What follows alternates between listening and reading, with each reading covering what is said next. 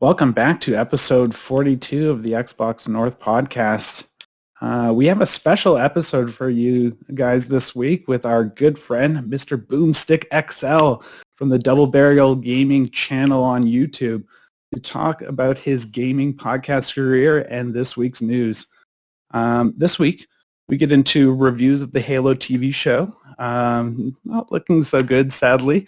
And also, we find out there's a new Witcher game in development using Unreal 5. So, excited to hear that. We also discuss Hogwarts Legacy, and they really showed off a great detail. Like, they got into really detailed video. It's like 15 minutes long. It was great. All this and much more on this week's episode of the Xbox North podcast. But with that said, Mr. Boom, please introduce yourself. How you doing? What you playing? Well, for me, it's Elden Ring all day long. I am level 172. I am 100 hours in. I am not a Souls guy, admittedly. I normally pass on these games, and somehow or another, it's got its hooks in me, and I can't stop playing it. It is my game of the year. I would dare say it's probably the best game I've played in a decade. And I'm not a Souls guy. The game is punishing. It is relentless. It is unforgiving. It even at a level as high as I am, you are still fighting for your life. Like, just because like I don't know if you guys know who Radon is. Like, I beat him, and that guy is a I've read quite a bit. Yeah. And I got his armor, and his armor is OP, and I'm still fighting for my life on a lot of the fights, even with commoners. Even like common foes. So the game, just when you think that you're bigger than the game kicks you in the teeth. But I'm loving it. It is just incredible. I'm playing some Tunic. I'm quite enjoying it. I just, Dan and I were talking behind the scenes, and man, some of the information that you find 10 hours into the game, you kind of wish you might have had an hour in. Right. I'm just saying that maybe letting me know what all of the stuff I was collecting was something that I needed to level up. I don't know. Just simplistic things. Like 3 hours in, I'm sacrificing the stuff to the fire, and I'm like, oh, great. How do you fast travel? Well, I found out. It's funny because someone told me they saw the gameplay on the YouTube channel, and they said, hey, please, Mr. Boomstick, level up that fox, hit LB. And I was like, oh, let me hit LB. Wow, this would have been nice 6 hours ago. Maybe I wouldn't have died 500 times already. I love the game. I think the aesthetics are great. I'm an old school cat, so it's very Zelda-esque. I'm really enjoying it. And that's really about it. My backlog is just getting bigger. There's a lot of big games coming out that I'm probably not going to buy because, well, Elden Ring is life. Oh, yeah. Yeah. I feel like there's so many nooks and crannies in that game that is almost like its own story in itself, Yeah, like it really is. You just fall down this like one little rabbit hole. And I feel like with Elden Ring, the more I look at it, it brings back that sense of mystery. And I hope like other games, like you were talking about it earlier in your show today, and I tweeted at one of the developers of Fable, and I hope this Elden Ring coming out and being so successful as it is, kind of a wake-up call to these other aspiring open world RPGs where he's like, you don't have to put an icon in every point in the map. You don't have to kind of make things so visible, dive into the game. One of the things I think has been lost in accessibility is discoverability, right? Like, people want to be told where to go.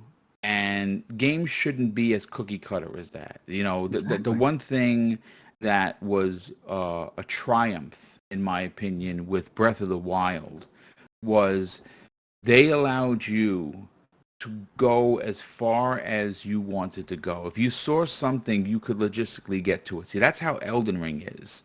It's pretty amazing. Like when you sit back and you look at how this game was made. You're on one side of the map and you look and you see a castle. I mean, like way, way in the distance. and you can get to that location by just traveling to it. It's again, in just speaking about it, it seems a little bit simplistic in its nature. But when you consider the scope of this game on how you can see something in the far distance and actually get to it, it's pretty impressive. But I would say it's also the way they present that in a far distance, almost like a movie where it's just like, look at that castle on the hill, like behind the moon with like a fog going up it and a dragon on top. Like they make it look so cool, but it's so well realized when you get there. They're like, oh, there's a back entrance and, there's like every room is there. It sounds wild to say, oh, the game gives you freedom and that's the crazy part about it, but it truly does. You got to love a game where you're like, I wonder if I do this and this, will this happen? And then it does work. That, in my opinion, is a hallmark of a really cool game. The feel of it very much reminds me of Morrowind from back in the day when they had all of the like specialty spells and everything. They had levitation, they had so many things, and it was just like coming onto that main city where they had the giant floating moon that you could actually get to if you had the right spells and you had the right skills and everything. You could actually get up there and go check it out and find out more about what's going on in there. And there were so many quests, just like you were talking about, where it was just like, you can read about it in a book, or you can like talk to somebody and they'll tell you where something is, but they won't necessarily give you all the information. And you kind of have to actually explore. Like, reminds me even of like Myst back in the day, like where you're actually writing stuff down. Like Josh had actually talked about it a little bit, just saying like, this is one of those things that's going to be like, you keep a journal of, and like you could pass it down to your kids. And like, I remember playing with my dad when I was little, playing Myst and everything. And like, he had a whole little like, journal and notepad next to him and like trying to figure out all the puzzles. It was awesome. Yeah. The game is so cool. I gotta buy that game for sure. Oh, but Dan, how you doing? What you been playing this week? Not too much. I been mostly playing some Daisy again. I got into Tunic a little bit. I've been trying out Sentry as well. When I can, we still have to connect on there because we've tried several times. I know, right? Something always comes up. But maybe we'll get on after this or something. Yeah, it's a really good game. I'll talk about it in a minute for sure. And but yeah, mostly playing Daisy and everything. Our server's getting all set up on the back end through Discord and everything, actually. And so they're building a whole economy system where you can place bounties and you earn money just by being on the server or getting kills and stuff. So it really like starts to encourage a lot of infighting and everything. They've put like alarms on all the good like sections where you can go to. So there's like little airdrops that come in and you get pings on Discord all the time whenever somebody's in the area and everything. So it's cool. They're building it up way more and more, and it's an interesting little thing. We got our own little modded base and everything, and nice. It's been a tough time protecting that. I had to take out a few guys last weekend, and I ended up dying. Yeah, truly living the apocalypse right there. Yeah. It's funny, like listen to you, like I see your group, and it's just like sometimes it's like 11 of you, and you're all just playing DayZ, and you're just surviving, man, just living that tough life in DayZ. That game's brutal. Oh man! But the amount of vehicles we've gone through is nuts. Yeah, they've been good. They just got off March break and everything, so they're back to school and out of the house and out of our hair a little bit for at least during the day. Quiet. Nice. Yeah, makes working during the day a little easier, but it's always nice having them around. So. Yeah, I'm not counting the days until Oliver goes to school in September. So. Yeah. Pretty nice. It's been fun. Yeah. What about you, Josh? What have you been playing this week? Well, as you can see on the screen right there, if you're watching on YouTube, I've been playing some Guardians of the Galaxy. And man, that game is like the best Square Enix game to come out since, in my opinion, since Rise of the Tomb Raider. Yeah, I would agree 100%. Easily. And it's so well realized. The cast is amazing. The banter all the time. Yeah. And the combat is actually really creative, in my opinion. It's kind of more like crowd control, in my opinion, where he's just like, kind of just like pinging other characters, maybe taking characters out in the background, but using the team as more like summons and stuff. And that's really where your moves come into play. And the way you can combine them, like if you see a group of bad guys, you can call in Groot and he like locks them to the floor, and then you get like Rocket to throw a grenade at them. So just like a lot of creative stuff like that. I really, really enjoying the game. And I find it just as enjoyable as the movie, if not more. The amount of like art in this game, every level has its own like color palette to it. It's just, it almost feels like no level reuses the same assets. It's so inventive in its presentation. I'm about halfway through it, but absolutely loving that. And I was playing Sentry, Age of Ashes, which, boom, no one is talking about this Xbox exclusive right now. It's pretty incredible. It's basically it's Crimson Sky with dragons, and no one's talking about Absolutely. it because it's I haven't had a chance to get into it myself because, like I said, I don't like to play too many games. For me, it ruins it, but. I definitely got to get my hands on it. It's downloaded. It's just another game for the backlog. But I've seen some video and it looks just phenomenal. It's nice and bite size. The graphics are amazing. My wife even was watching it, and she comes back an hour later and kind of looks at me. He's like, "Why are you still playing this like on rails like dragon game?" I'm like, "Oh no, this is not on rails. This is like a complete flying like PvP game." And she's like, "Oh my god, this looks gorgeous then." But that's how like smooth the gameplay is. The frame rate's great. The flying is super tight. Like a game feels good when you get those kills and you're just like, "Oh, that felt like a Halo." Like when you get those like headshot. Yeah, like when you get like a headshot in Halo. Me and the Big Plume were playing that the other day, and we were just absolutely loving it. So I've been playing that quite a bit. But, watching some weird shows on Apple TV, that Severance show, God, that show's so weird. Boom. Do you watch, like, much TV or anything? Oh, no. My wife and I, TV, we're into Korean dramas. Korean dramas, nice. Yeah, they have a lot. Yeah, they're fantastic. We're watching one called Cursed. Like, we're into... It's about not the occult, but it's demons, like Korean demons and stuff like that. Okay. We love that kind of TV. And we go from one show to the other to the other to the other. Okay, that's cool. Yeah, we absolutely are infatuated with it. Okay. This show Severance I've been watching. It's on Apple TV Plus. My wife got a new iPad, so we got like 6 months free. Mm-hmm. But imagine if you go to work and your brain clicks off, and when you're done work, you're back. And you have no memory of this life at work, and the person you click to is still yourself, but you have no memory of this person outside of work. Mm-hmm. So when the elevator door closes for this person leaving work, it just reopens again the next day, but like instantaneously. So they're like trapped here. And the person like outside of work who's still themselves like doesn't even care about this person. It's a wild show, and like they do like the weirdest job. It even has what's that actor? Like how am I forgetting his name?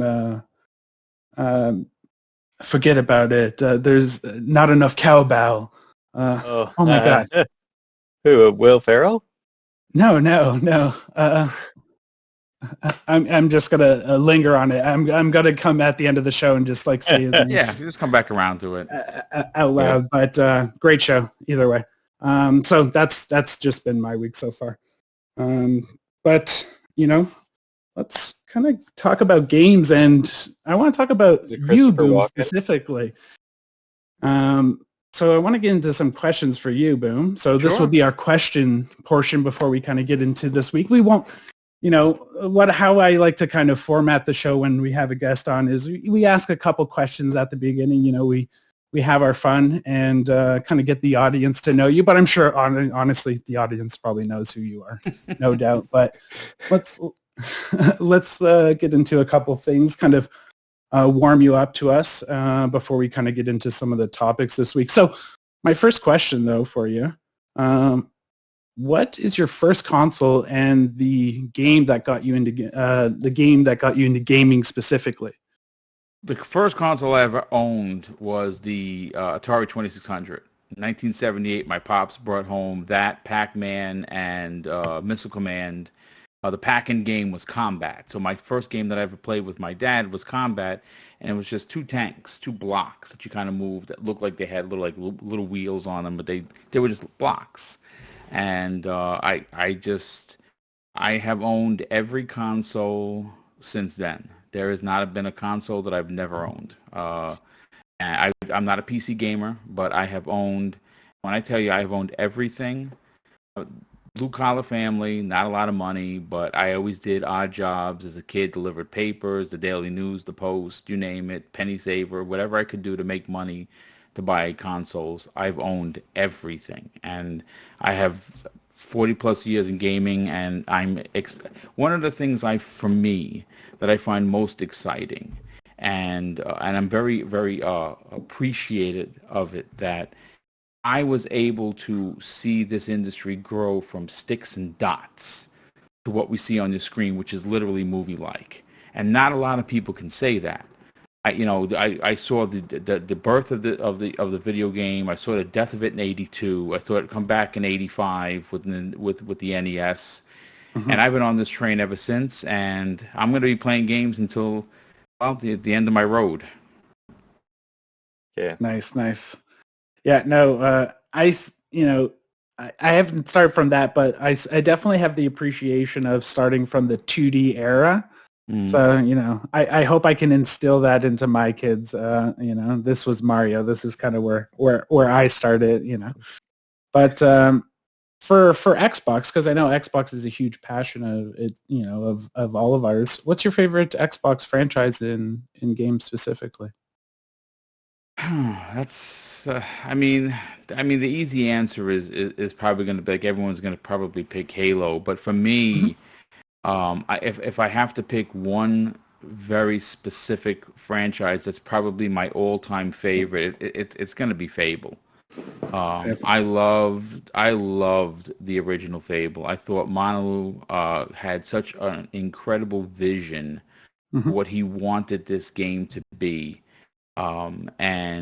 Again, technology at the time. Could you imagine what he would be able to do if he was still making games with the power of the Series X? Oh man! All of the dreams that he had. The Acorn. The Acorn, right? He would be able to do that. But if you want to just sit back and consider the marvel that the original Fable was, it was this quirky, sense of humor that was a little very, very British, right? Very British sense of humor. Oh yeah. There was kicking, and there was, you can get married and chasing. Yeah, it grow big and strong, or evil or good. It was awesome. Right, you could go to the dark side and just be a real prick if you want, or you can, walk around with a halo, which is what I did because I always chose the light side of it. But you could get an STD in that game. Yeah, you could get an STD in that game. It's just I remember you always had the option whenever you had a follower too. You could just take him to the church instead and sacrifice him. Yeah. Oh, dude, it was just. Again, the game was extremely ahead of its time. Like, there are certain games that come out that, you'll look at now and you'll be like, wow, that game really didn't age that well. But that game is still a looker, right? It still looks good. And of course, the anniversary edition you can play on your Series X right now. If you missed out on that, it behooves you to play it. And that's why I'm so excited that Playground has taken the mantle, and they're doing a full-fledged reboot, because again, I cannot wait to see what they bring to this. So for me, like I said, anyone could say Gears or Forza or Halo. Everybody loves the Master Chief, but for me, it's got to be Fable. Yeah. No, Fable, that's a great choice, and I can't wait to see what Playground brings to the table for that, considering that's kind of branching out into new waters. But you know what? I have confidence in that team. I feel like they know what delivering a quality product means, and I think they'll definitely deliver that quality product. I'm hoping for something similar, a similar arc to what we saw with Guerrilla. Yeah. Right, Guerrilla, known as only the first-person Killzone shooter, which Killzone is not a good game, man. It's mediocre at best. Even at their best, it was mediocre. But then they made this amazing character called Aloy, and they made this amazing world filled with what we all thought were Dinobots. And it was so big, and it was so open, and they told an emotional story. Now, the second one, I had very high hopes for, and I walked away from very disappointed because I only got 8 hours in before the bugs really just started to bother me. So I'm hoping that comes around to getting fixed, and I'll jump back into it. But I'm hoping for a similar arc. What is Playground Games known for? Well, they're known for driving games, and an open world RPG is very on the other side of the planet for them. I'm hoping that we see, that kind of, oh wow, they were able to make an incredible driving game, but wow, look at this, look at Fable. Definitely. I'm excited to see what they can, they can make such a beautiful, huge open world in that game. Like this massive open world that is just gorgeous across the bat. But Fable will be more contained and smaller than what they brought in Mexico in Forza Horizon 5. To condense all that in a fully next-gen realized game, I'm just hoping they put fog and just fairies flying around, wildlife. I hope when they finally show it off, we're just man, can you believe what we're seeing? So, because I look at games like the one that's even showing Guardians of the Galaxy, that still runs on the Xbox One. So we get super impressive looking games like Elden Ring or Guardians of the Galaxy or even Horizon Forbidden West. That runs on PS4. That game is gorgeous. It is outrageously 100%. Gorgeous. So when they start kind of fully developing for these next gen consoles, like with Starfield, we'll see at the end of this year. I'm excited to see what, direct storage can do. These things that they talked about at the start where, they were buzzwords and things on the box, what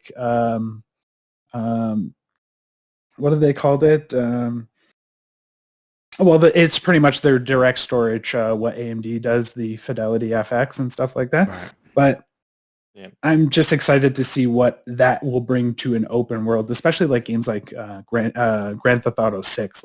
What is Rockstar going to bring to the table and innovate? Yeah, we'll see that game in probably 5 years. Right.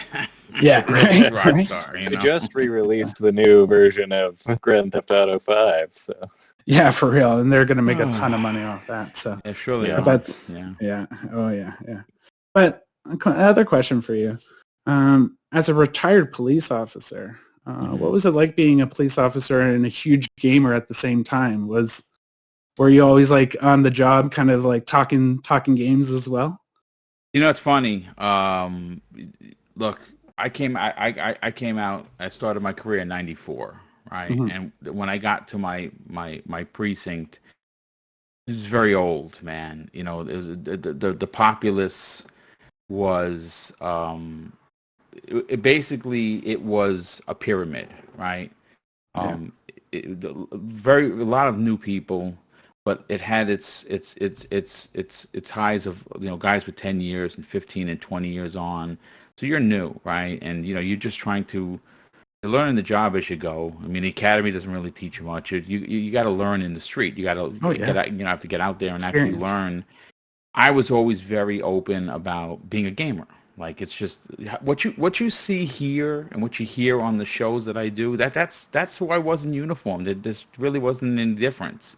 I mean, I could turn it on when I had to be serious, but for the most part, this is who I was, right? What you see is what you get. No hidden agendas here. And the first time I mentioned that I wanted to take vacation because a game called Resident Evil was coming out, the guy, one of the senior guys was like, "Video games? What do you mean you play video games? What do you play, Atari?" You know, and that was the mindset. You know, nowadays, it is you would actually be considered weird if you didn't play games in some fashion, right? Back in the days, you were considered look at this guy. He plays video games. He's a knucklehead kid. Because I came out when I was, on the job when I was 22. I was a kid. I was a punk kid. Was carrying around a firearm and the authority to arrest somebody. So, I've been gaming. I've taken I like one of the things that I used to do is you hear guys, they do overtime, to pay their pension or to go on vacation with their family or to buy a new car. Overtime that's how it is sometimes, huh? It is, and I used to do overtime for games. Guys used to break my balls all the time, like, Ravage, what are you doing here? Oh, well, I'm doing overtime for games. There's, this fall is like, and I would have a list. I'd carry a list in my memo book. In the back page, it'd have all the games, and I would go to my local GameStop and I would drop like $25 down on each game, and by the fall I'd have everything paid off, and I would just come in and collect my loot and go home and play. When I used to like when the Xbox came out, the OG Xbox, 3 controllers, memory cards, and every launch title. Every launch title, same thing for the Dreamcast, same thing for the play. Dude, I bought everything. That are like some good titles, man. Yeah. My favorite console, I don't know if that's going to be a question. My favorite console is not an Xbox, believe it or not. It is the Sega Dreamcast. That is by far my all-time. I have 86 games for that console still. I have both the import and the American version. It's Sega's love letter to everything gaming. I always called the original Xbox the Sega Dreamcast Pro. That's pretty much what it was because everything from Sega came on there, right? Jet Set Radio, right? Shenmue, everything came to. They had a great relationship, which is why I think they should own them. But that's a podcast for another day. We could, but they should own them. Yeah. Oh, it feels like they are, man. They keep on shedding more of their like kind of other businesses. Not to go down this deep rabbit hole, but when you see things like that, again, I'm not a businessman, right? I'm just a retired dude who enjoys talking about video games. But when you start to see a big publisher start to make moves like that, it does raise my eyebrow, like The Rock, a little bit, where you start to think, maybe they're kind of pretty themselves up to maybe be acquired by somebody. And, again, I know that Microsoft really wants a presence in Japan. And I mean, man, if you can, team up with Sega and let them run it, that would be something. I think it also comes down to getting real estate in Japan, too. Like, Sega must have some legacy real estate there. Oh, dude, there's no doubt about it, yeah. Mm-hmm. Right? And, like, being able to put, like, their servers, like, on some of that maybe land or something. Like, I don't know what they're thinking or anything like that, but that's not out of the realm of possibilities, right? Having more influence 100%. in that culture would definitely go a long way for them. But did you ever, like, convert any of your fellow police officers to? Oh yeah, 100%. Yeah, I mean, guys used to call me all the time. Hey, I can't get this console. Can you help me? Yeah, sure. I can get it for you. Yeah. Eventually, everyone comes around, but like I said, I've been retired over 8 years now, so there's a lot of people. It's a big turnover. I don't recognize anybody there anymore, but I still keep in touch with a lot of guys that came in young like me. But again, by the time they came in, because of me being a pioneer in that command, I made it cool and acceptable to be a gamer. But I had my trials and tribulations with all the old dinosaurs. Oh yeah. Well, thank you for everything you've done. During your time as an officer, that's tough. That's tough work, staring down. Dude, I wanted to do it ever since I was playing with my G.I. Joes, man. That's the truth of the matter is that I was very, very fortunate. I got a chance to go back to the same neighborhood that I grew up in and do my policing career there. I went back to the same high school I graduated, and I was a youth officer for many years. It's the stories you don't really hear because it doesn't sell papers. Unfortunately, policing is tough in itself, but it's even tougher because everyone thinks that everyone's a bad guy that's in uniform, and that's not the case. No. It's, yes, there are racists. Yes, there are sexists. Yes, there are guys that have no business taking that oath.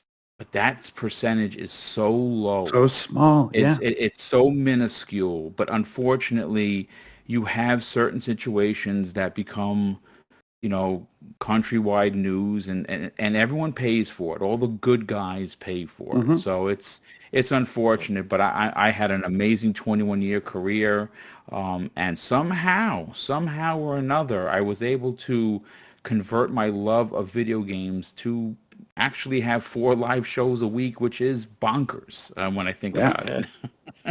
That's awesome. So that's my next question for you. So what made you want to start doing YouTube full time?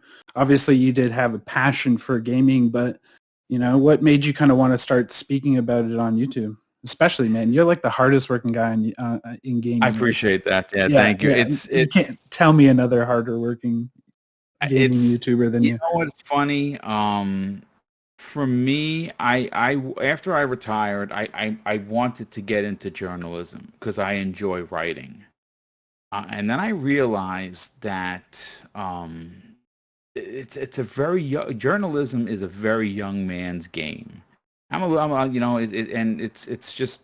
a lot of moving and hustling, and I don't mind doing it, but it just seemed that the payoff for what you were putting into it seemed to be, like I never had aspirations to work for IGN or GameSpot. It's just I did a blog like everybody else did, and then what did it for me? What changed my mind and potentially planted the seed was in 2014. I used to be a supporter of IGN, Game Informer, Giant Bomb, Gamertag Radio. I used to help with the $30 a year for IGN to help keep the lights on. Like they needed my $30, but I gave it. Were they owned by like Viacom or something? Yeah. So, but the industry turned its back on Xbox.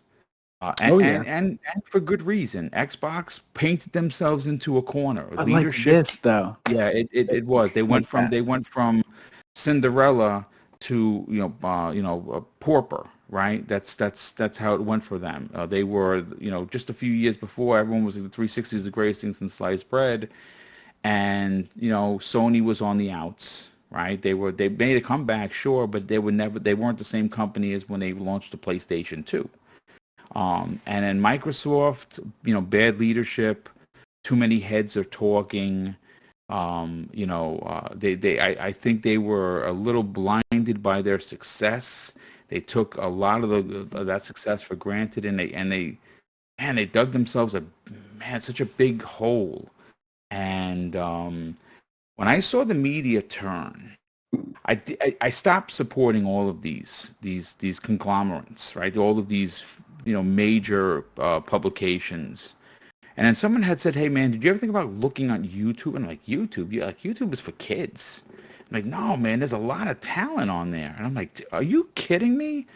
So I the old man that I was at the time, I was like, I started going and I typed in Xbox, and the first thing that popped up was Mooch's podcast on Friday nights. Okay. I never agreed with anything that Crap Gamer said. He just was terribly negative. Yeah. But I used to, and still is to this day, and still is to this day. Yeah, he dug his heels in the ground, and he don't want to admit he's wrong. But it's okay, it's fine. Everyone's opinions are their own, right? But I had reached out to Mooch on Twitter, and I said, "Hey, have you ever thought about having community members on? I'd like to come on and talk about Xbox, whatever." So he did he vetted me like you're supposed to, and he says, "Yeah, why don't you come on?" Now, for me, going on a podcast to talk about gaming was like the bucket list. You know, like go to Hawaii, check. Go on a podcast, talk about video games, check, and be done with it. And I went on once. Had a great time. Next week, he asked me to come back. I said, "Yeah, sure. This is crazy. Okay, I'll do it again. That's double check." And then by the third time, he had gotten such incredible feedback with people like, "Who is this guy, Boomstick? Like, you got to get this guy on." He asked me to be a permanent member on Crossfire, and I was there for 2 years. And Nice. I had a great time. Mooch and I, we still talk. And again, I always went to, I don't want to say fight, because I don't fight with anybody, but I argued heavily against a lot of the things that Crap Gamer were saying. And it was a great learning experience. But then at some point, I saw this and I said, wait a second, I can do this. So in 2017, in September, I started a YouTube channel called DoubleBarrel Gaming. I just wanted to lock the name in, right? And my first video didn't go up until November 3rd, and it's still there, and it's terrible. It is awful. You should see our first podcast. Dude, it is so bad. It doesn't even have a thumbnail. Like, I didn't even know what a thumbnail was. It literally took a picture. I think we got thumbnails like 4 weeks ago. Yeah, like I think our thumbnail started doing like 9 episodes ago. It was terrible. But you know what? It's there. So if I ever want to go back and see where I started to where I am now, it conceptualizes the work that goes in behind the scenes. And like everyone, I didn't go back right into podcasting. I made videos. I talked about games, and the videos were probably terrible. I don't know how anyone subscribed, to be honest with you. And then I decided to start my own podcast. The first one was Breakfast with Boom, Friday mornings, 10 a.m. And it's look. I'm going to say this to anyone that's listening, anyone that is considering being a podcaster, getting on here and speaking your love of video games. I'm going to tell you, don't be afraid to do it, but more importantly, don't be afraid to fail. I have failed numerous times with different shows that I have tried, and the combination of all of the fails and the failings, I should say, is what you see now. The 4 live shows. These are very highly produced shows. I have I have gaming in the background. The panels are set up with people that are extremely interesting to listen to. Everyone respects each other. Everyone is incredible community members. So if anyone's listening and you want to try it, man, just try it. Just give it a shot, because you're always going to hate yourself if you don't do it. Well, it's the same with us. Like our host, which he might be coming back in April. I met him last year, and he's like, I love Xbox. I've always wanted to do a podcast. And Dan as well. Like, Dan knows me. I've always wanted to do a podcast. I'm like, you know what? Let's just do it. I always hear people say, just do it.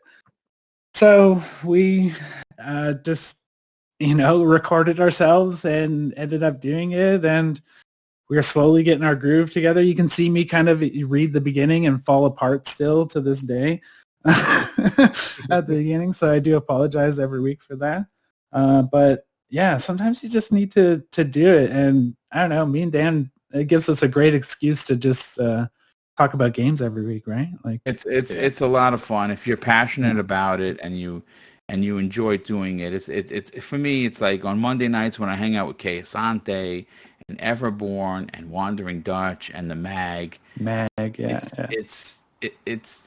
It's like hanging out with your friends. Oh yeah. And we're talking about, whatever hot topic it is. And, it's all I'm going to say is that if it's something that you want to do, man, you can just get in front of a microphone. You don't even have to spend a lot of money. A decent microphone will cost you, $100. A pair of headphones will cost you $40. Get a mediocre camera and just go for it. I mean, so you just never know. I mean, look, I went from being a New York City police officer to having Larry Herb on my show. Yeah, right. And what a lot of people don't know behind the scenes is that I didn't reach out to Microsoft for that. Microsoft reached out to me, which is again one of those bonker moments. You're like, well, you just got that tunic. Yes, yeah, that's the first time that's ever happened. Awesome, that must feel so good too. It is extremely humbling because I have been talking up Tunic since I saw it. I'm quite enjoying it. I think that this is a game that came from one dude, like one guy sat down and made this game. Now, I'm sure on the back end he had help towards the end to get it across the finish line, with the music and everything, but he made this game himself. Oh, yeah. And listen, I got a strong feeling that it's scoring very well on Meta. I mean, it got a 9.75 from Game Informer. They're calling it their Indie Game of the Year. It's probably going to get that award. It's going to be in a lot of people's top 10s for sure. But, I've been talking them up, but the one thing I will say in regards to that, and again, anyone that's listening, please heed my advice. It's okay to have a personality on a podcast, right? You don't have to be some plain Jane, just reading by the numbers. Plain Jane. But be real careful about the cursing, the profanity. It's people are listening. You never know who is listening. And if you do have a criticism, it's okay. It's okay to say that X, Y, and Z, I don't like it. And here is why. The difference is if you try to use hate to garner views and subs and clicks, it is going to come back and you will pay in spades. So, I mean, we've seen channels grow. Do not be like that. Have a criticism is great, and it's perfectly okay. But to use, like hating on something to garner success is something that I unbelievably frown upon. Well, Boom, I think your dad gave you some good advice. What is your dad?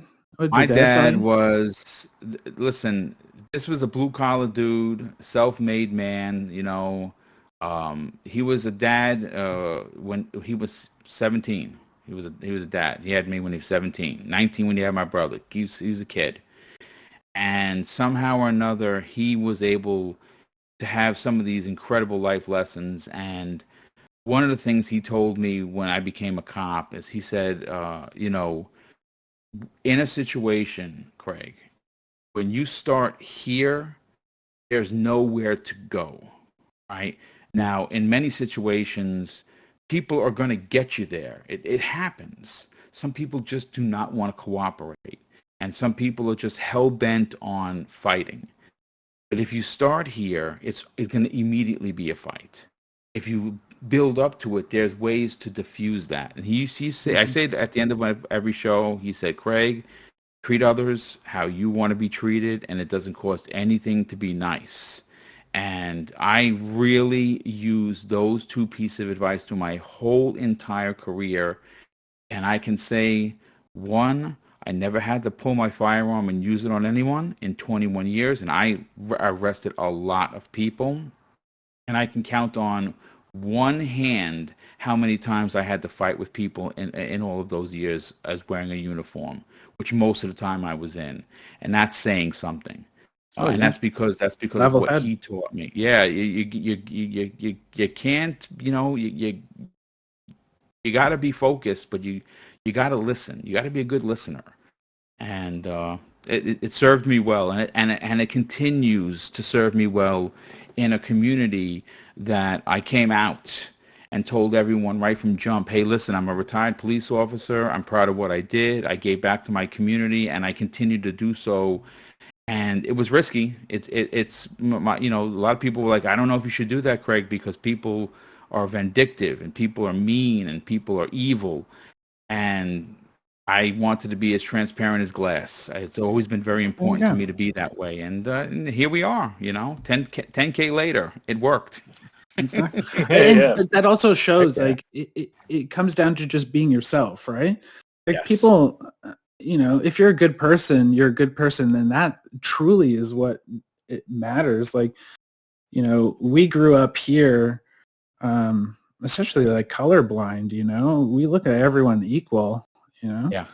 Um, That's how you got to be. and People are it's all people. about people are people. Exactly. We all bleed red, right?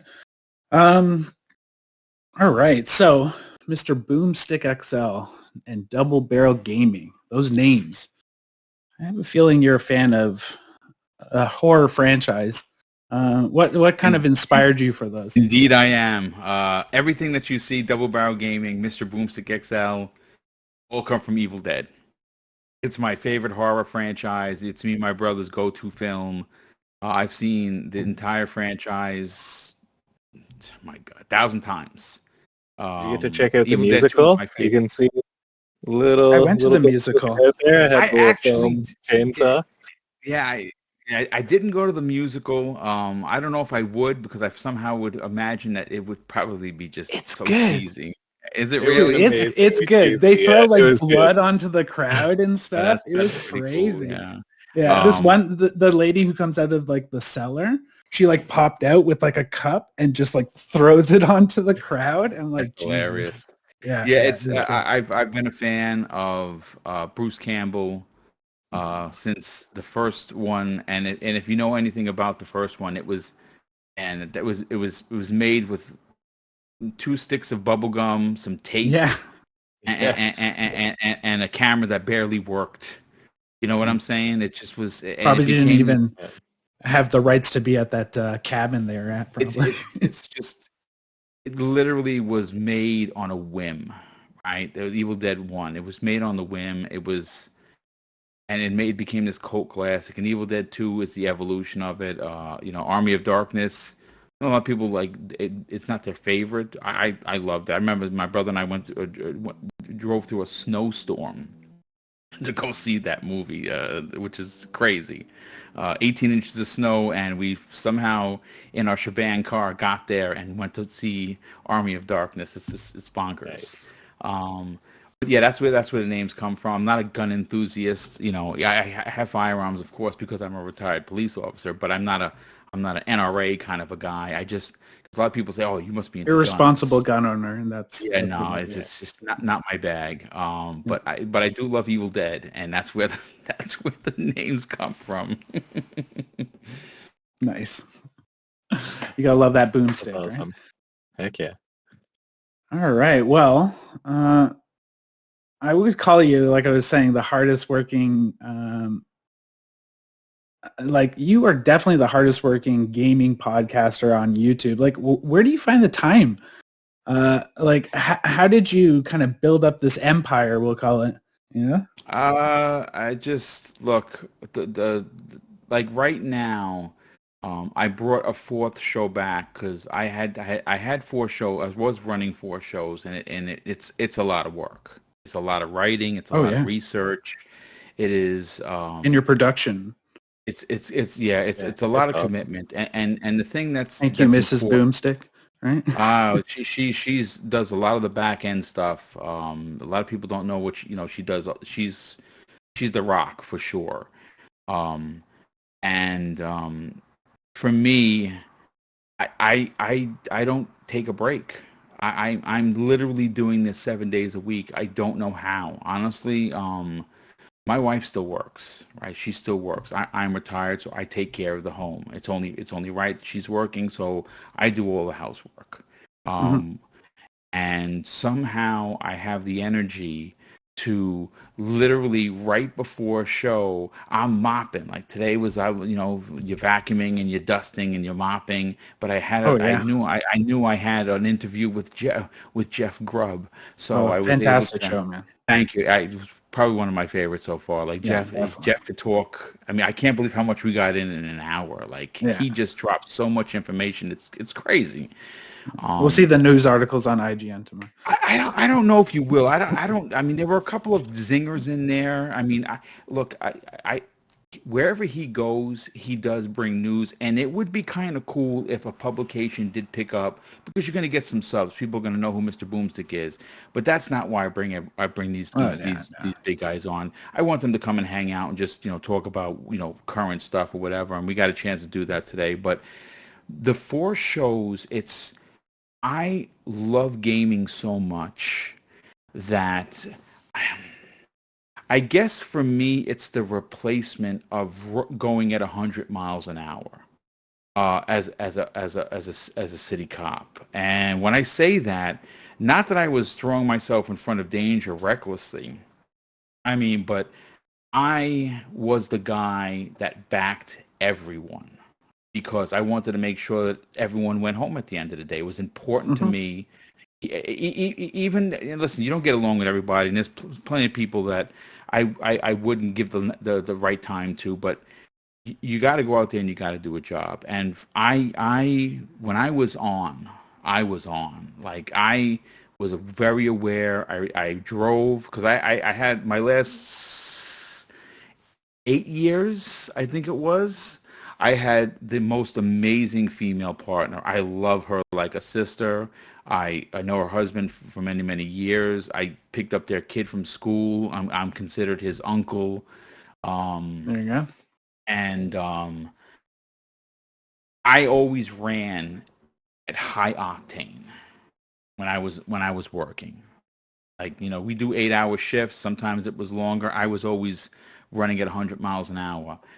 And I do that with YouTube. Like, being in front of the camera is the most rewarding thing because there's no room for mistakes. That's why I don't do good with the video stuff. Like, the video stuff, like, I give so much credit to Dealer and Rand and Colt Eastwood and Zolgar and those guys. They make some... They just do incredible work, but the production that is in there is behind the scenes. It is not a lie. For every minute is about an hour to an hour and a half of production time. So if you do a 10-minute video, you're talking a 14-hour production schedule, and that's ridiculous. I could have 7 podcasts for that. So for me, like I as a police officer, I did a lot of jobs. I pretty much did everything. I mostly did community affairs, speaking in front of large groups of people, having to get in and deal with situations that required tact and class and empathy. And that's not everyone has that. I'm very lucky to say that I do. I think that was because of my upbringing. I loved helping people, and now I get a chance to speak in front of thousands. I mean, I'm very fortunate. We have 400 live viewers at any given time on my shows. That's pretty incredible, and I'm very fortunate for that. But I always feel a very sense of incredible responsibility that you sub the channel and you expect prime time at 7 p.m. on Mondays. And on Tuesdays, you expect the Xbox Factor podcast. And then on Thursdays, you expect a new X-Vlog live. And on Friday mornings, you're tuning in because you expect me to be there to deliver a great show. And I love that pressure. I love the pressure of having to deliver. And when the weekend finally comes around, I sit back in my chair and I think, okay, that's another week in the books. What are we doing next week? Yeah, no, it's nice. and consistency. That's what it's about, right? Like, and that's why I try. We try our best to get our show out every Friday. Just after, if anyone's watching, just after your show, actually on Friday. It was funny because I was posting it at like 10 o'clock and I'm like, oh man, I keep on bumping it and I'm like, I can't do this. And I was chatting with someone. I'm like, yeah, I have to move it. Absolutely. So it's all about consistency and having, knowing that they're going to be there the next day is like, it's comfort food, right? Yeah. I listen to as many as I produce. I love Game On Daily. I love Dealer. I love Colt, what he does. Randall Thor and Jez, they're great. The Iron Lords, those are my literal brothers. I want to talk to King David so bad. He is. It's funny. I've only gotten 5 X-Vlog lives out, and his is the most. It's great because it's King David. He's such a character.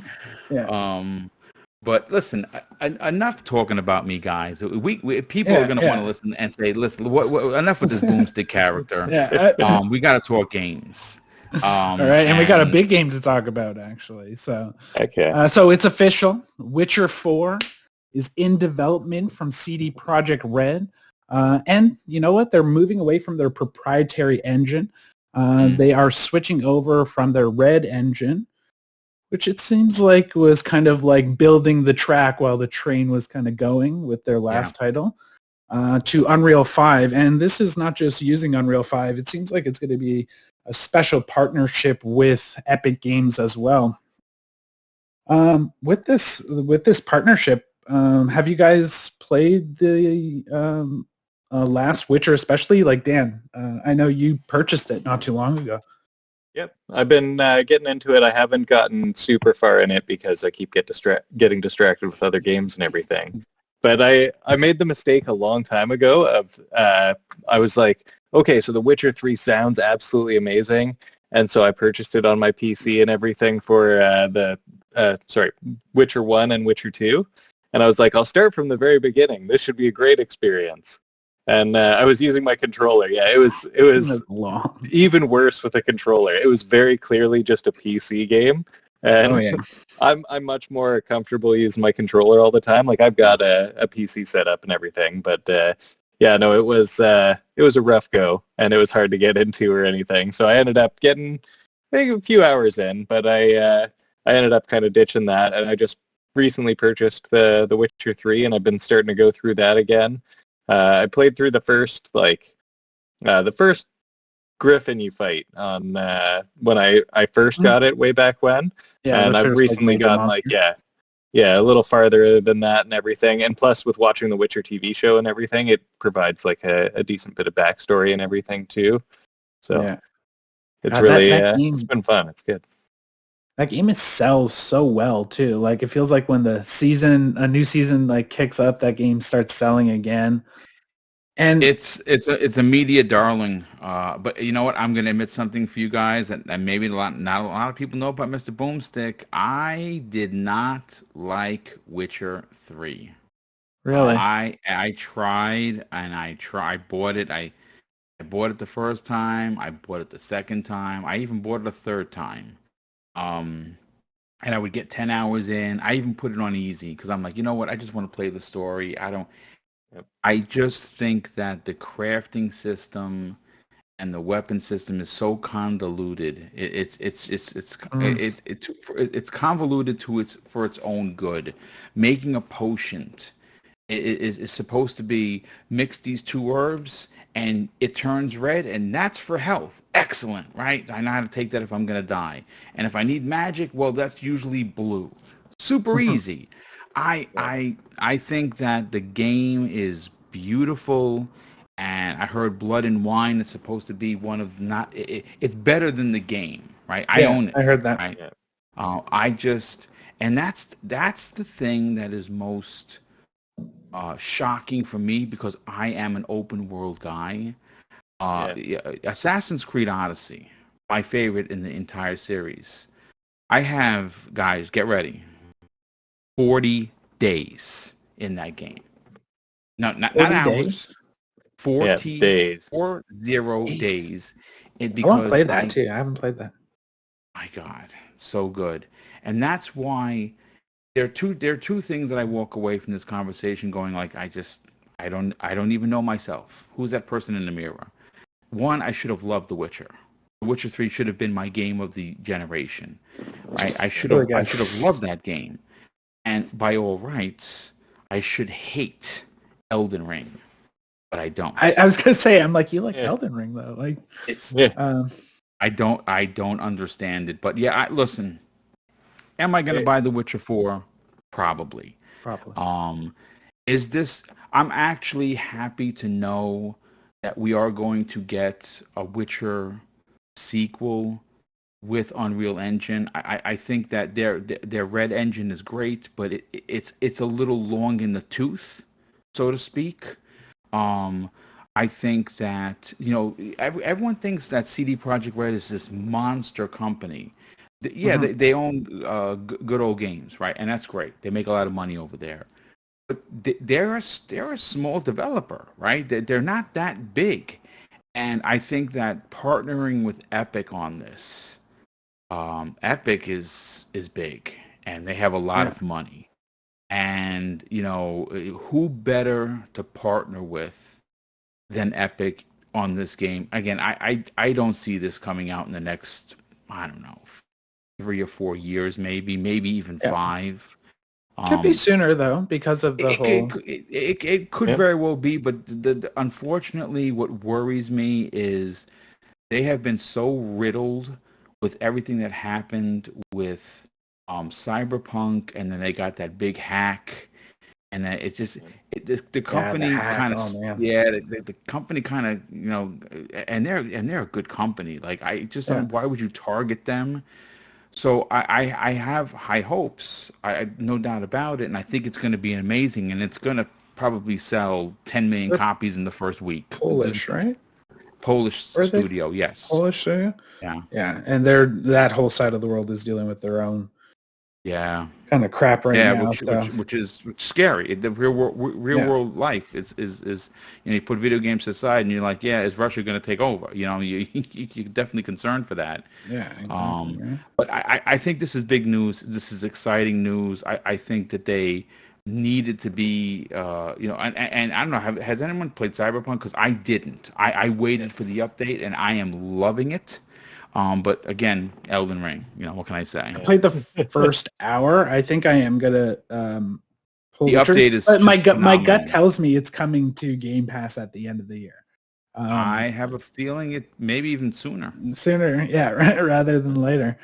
But the thing with switching to Unreal 5 is, and I think a lot of people don't kind of take this into consideration, is like, imagine hiring a new person and being like, okay, now learn our proprietary engine that you didn't go to school for, You don't know anything about. We're still building it too, by the way. So exactly. That must be tough. So just the appeal of switching to Unreal 5 where you're like, oh, we're using an engine where if we're having issues with the engine, we can just call up Epic, or even you guys had a great partnership. And to be honest with you, I think, guys, to be honest, when you sit back and you think about the partnership that was announced, that's it. See, it I mean, as a podcaster, I'm like, oh, this is good. They partner up with Epic. They're gonna have great marketing and access to a lot of money. But I think the end game here is the ability to do exactly what you just said. Is holy crap! What do we do here? And they have their people come in and their engineers and who's to say that they're not actually helping them build the game? Yeah, no, exactly. Yeah. Right? Look what they're able to slap together for even just that Matrix Tech demo. Oh, that was great. That thing was outrageous because I remember I love using my wife as an example, but you pull the camera up into the sky and I'm like, look at those buildings over there. And I'm like, I wonder if you can go over there. And she's like, you can't go over there. And then I keep on moving the camera closer and closer. I'm like, yo, you're going over there. How is this detailed and this big of a world? What about when you were looking at people's apartments? Yeah. It's crazy and it looks great. And the fact that can even run on the Series S, at the fidelity again, gets you excited. Yeah. So, so I'm excited to see what they can do without their engine being a roadblock for them. Maybe they can pull off some of the innovative stuff they wanted to do in Cyberpunk 2077. Remember their marketing campaign? was like the guy sitting in the subway, but there's no subway in the game. Like their engine was clearly just not like built. Like I was saying, it was you're driving the train and you're building the tracks in front of you at the same time. You know, it's just it's not efficient. But speaking of like getting a sequel, and I know you guys haven't dived deep into Witcher 3. I beat Witcher 3. I really liked it. The characters were cool. There was one in particular, and if you have watched the show, there's the character Ciri. Mm-hmm. Would you want to see maybe the series kind of change character, maybe divert away from Geralt, maybe act Geralt being more of like a father figure, like a mentoring role in the game, kind of like Marcus Phoenix in the newer Gears of War games? Yeah. Dan, you want to take that? Yeah, sure. I could totally see that. I'm kind of surprised they haven't gone down the they kind of have. You can play as Ciri in some of the like DLC and everything, and yeah, like making a full-on game like just about her and her story and everything seems like the way to go. Like they're already expanding on it. It would probably even benefit to go off on like a whole other character altogether, just because they've done so much of Ciri's story as it is. It's so intertwined with what Geralt's is. It's hard to really separate those two too much. Like you could start a new adventure, but who knows? Maybe they'll do Jaskar, the bard. Go off an entire game on him. There's a whole like DDR or like Guitar Hero game mode in the game for it, right? Yeah. I don't know. The picture they showed though for this like initial reveal, you would think it would say Witcher 4 or something like that, but it just said The Witcher. So yeah, I don't know. A new saga. Like yeah. So, I saw a lot of concern on the socials over that because a lot of people were wondering, well, why doesn't it say Witcher 4? Mm-hmm. Wait a second. What do you mean we're not getting Geralt? Like, what? And that's and I know it's a simple, the chain in the snow with the glowing eyes, which you guys have pictured over here, but it clearly says a new saga begins. Yeah. And what that tells me is maybe Dan's onto something here. Maybe they are telling a different story because I say we. I didn't play it. I got 10 hours in Witcher 3, but the people that loved The Witcher 3, that really enjoyed it, especially the DLC, they got a chance to see all of the characters that surround the main character and grow and do their own thing, and they have their own story arcs, right? Some, like Ciri, you can use in some of the DLC. I thought the story, from what I understood, was done, right? Yeah, pretty complete. And what's unfortunate is that most people, like I remember playing, was it on the OG Xbox or was it the Xbox 360 that Witcher 2 came out? 360. Witcher 2, it was 360. That was a terrible game. I tried so hard to love that game. I bought it and I was like, yeah, this is going to be awesome. And I was like, no. I just kept getting killed and killed and killed. I'm like, this is just not for me. So I had a sinking suspicion that I wouldn't like 3, but I gave it the old college effort, right? But there are some PC-centric gamers that did play 1 and was like, whoa, 1 was amazing and 2 was even better, and holy cow, 3. Never trust a PC gamer, man. Yeah, well, I mean, I'm not a PCMR here. This is just I'm a console guy. I'm a console guy. Yeah, it's the wording is very suggestive, right? Like that could very well be. He'll be in the game. He'll be in the Witcher world. You may have an opportunity to control him. But I think they might be going down a new path with a bunch of new characters to tell a new story. And I don't know how that is going to work with the fans. Like, I kind of feel like this is kind of like, don't say let them eat cake because you're going to have a revolution. Don't do that. And look what happened with the Master Chief. Like, I'm a big proponent who talked negatively about Halo 5. I did not like 5. It took me 3 years after the game released to actually beat it, only because I just wanted to say I beat it. I could honestly care less because you kept fighting the same guy on every end of every level. It was terrible. Annoying. I hate the Prometheans. I hated them as characters. I thought they were awful. And what 343 did was they took Master Chief and they made him a side piece. They made him a side character because Locke and that team, which Locke is an interesting character, and I feel bad because he was thrown into it, and we, again, all the marketing suggested that it was going to be a half and half kind of a thing, right? The marketing was completely different than what the game wound up being, and there was 8 levels with Locke and 3 levels with Chief in a blue team Halo game. So this is one of those instances that I wonder how they're going to position themselves in this. Like, because if you look at the chatter that came out of this, they're like, whoa, a new saga begins. Hello, what happened to my Witcher? Right? Yeah. Now that we've been talking about it too, I think there's a very good possibility they might even go down the create your own Witcher route, and instead of focusing at all on Geralt, have him be your mentor. Have him be your trainer and everything. You could, and actually, grizzled, extra old. I don't know how old Geralt really is, but I'd imagine it's going to be a metaverse. And NFTs are going to be attached to it, right? Oh God, please, no NFTs.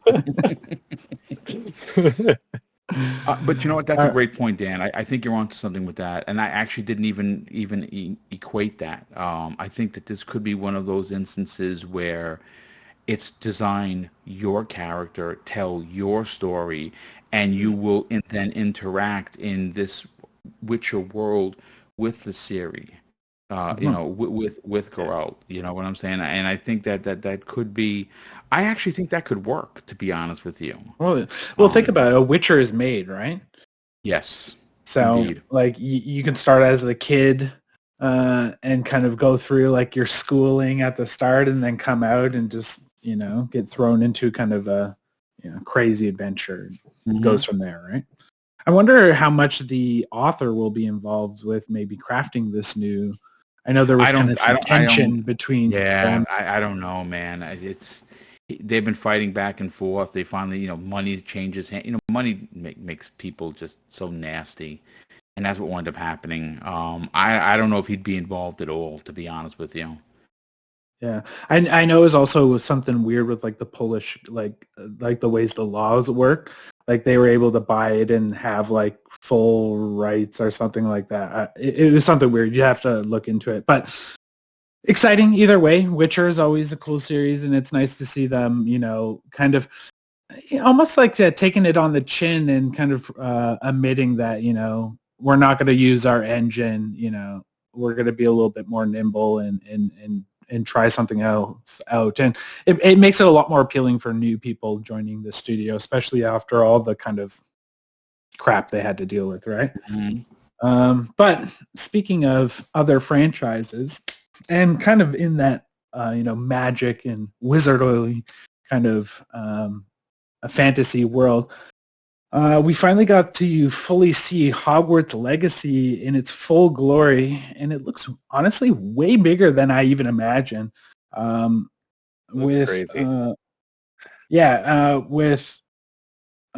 seeing all the different like environments in it. It's based like in the late 1800s, so it can be separated enough from the movies that you can kind of forge your own path and not feel like you're on that kind of same route as the movies, but that future is coming, so they can maybe hint at things here and there. But from seeing this lengthy breakdown on the PlayStation State of Play, even though it was a State of Play, it is still coming to the Xbox console, Xbox One as well. Dan, what did you think of this? Are you excited to kind of? Are you? I'm excited. A Gryffindor? It's actually interesting enough that it kind of gets me on a few different services, and one of those is that my wife might actually get into it and play it as well.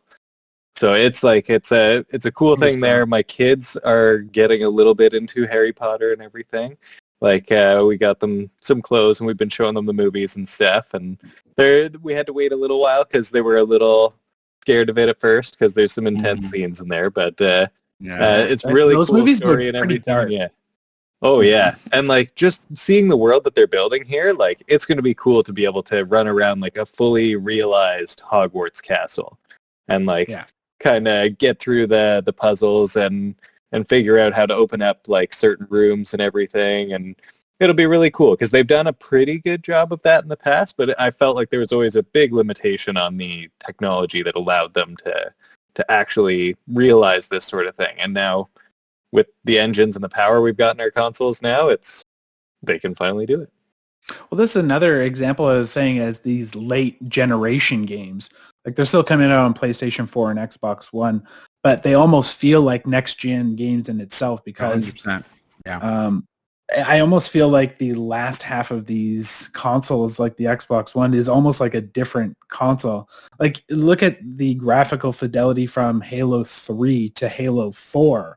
Like Halo 4 still looks like an Xbox Series X game in my opinion. It's gorgeous. It's one of the best looking games in the series for sure. Yeah, and but based off the gameplay and the world itself, Boom, what did you think of this lengthy gameplay reveal that we finally got? I was impressed by the how big the world seemed to be. Right. The locales were pretty impressive. So much so that you were going to be literally flying around on a broom. Yeah. To get to places. It looks massive. And outside of just Hogwarts itself, which in its from the movies, I haven't read the books, right? So I'm my wife and I are huge fans of the films. And they presented it as this unbelievable huge place, but seeing it in a game realized that way, like touching it makes it so much bigger. And Zemi Games, who's the biggest Harry Potter and Hogwarts fan, he was saying that they're going to be they're going to be going to places that were never ever shown on film, that are going to be you're going to be going to in this game.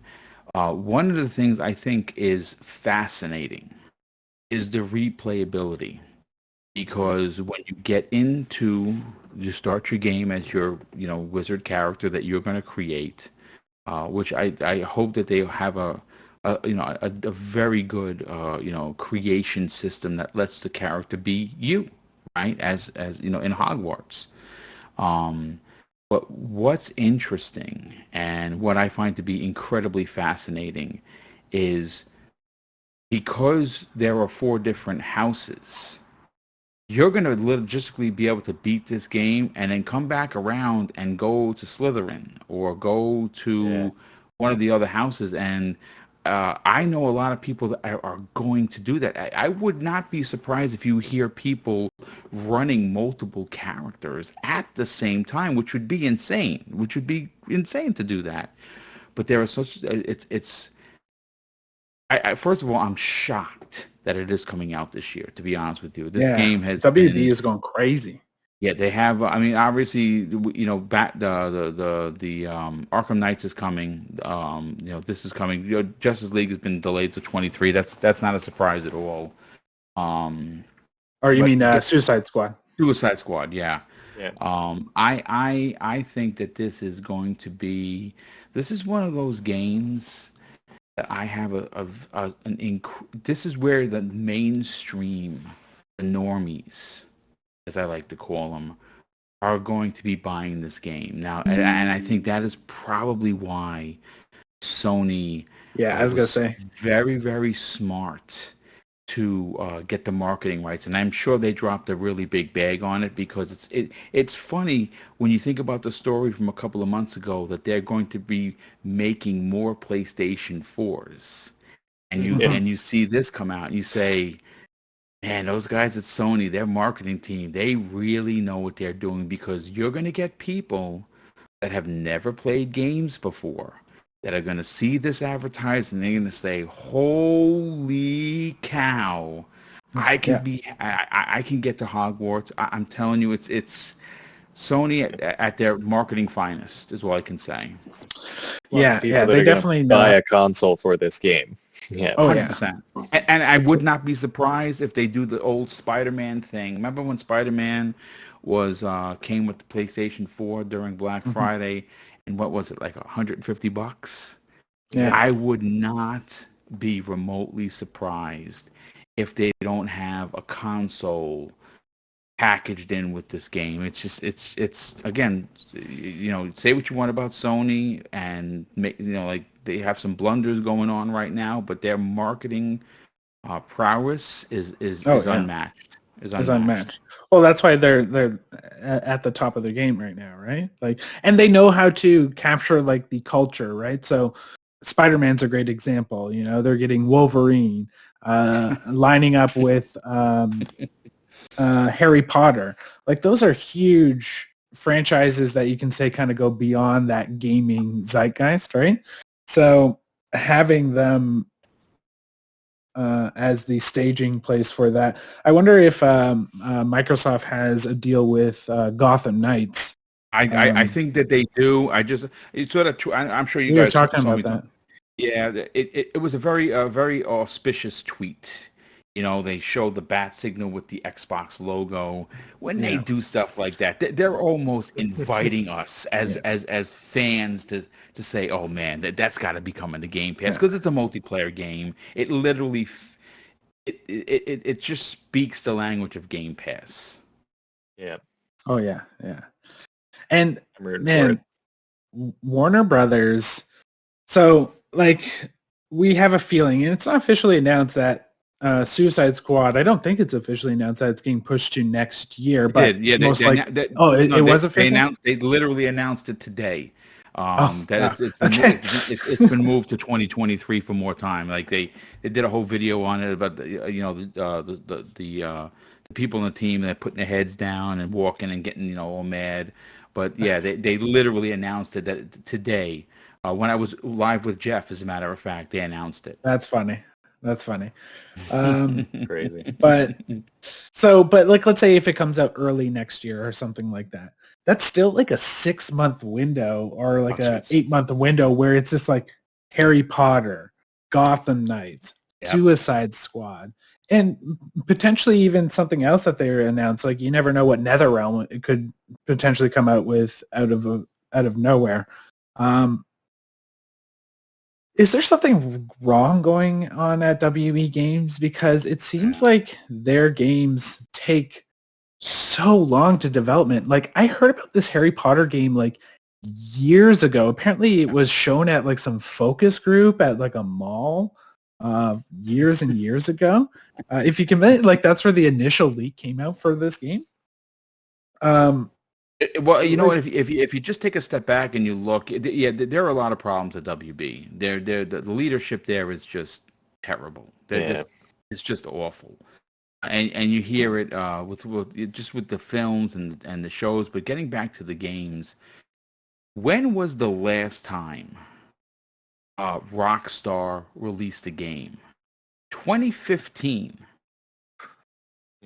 Right, that was the last. That was, I believe, 2015 was the last. I've had 2 kids game. Since then. Okay, so I mean, just let's just do the math here, right? I'm no mathematician.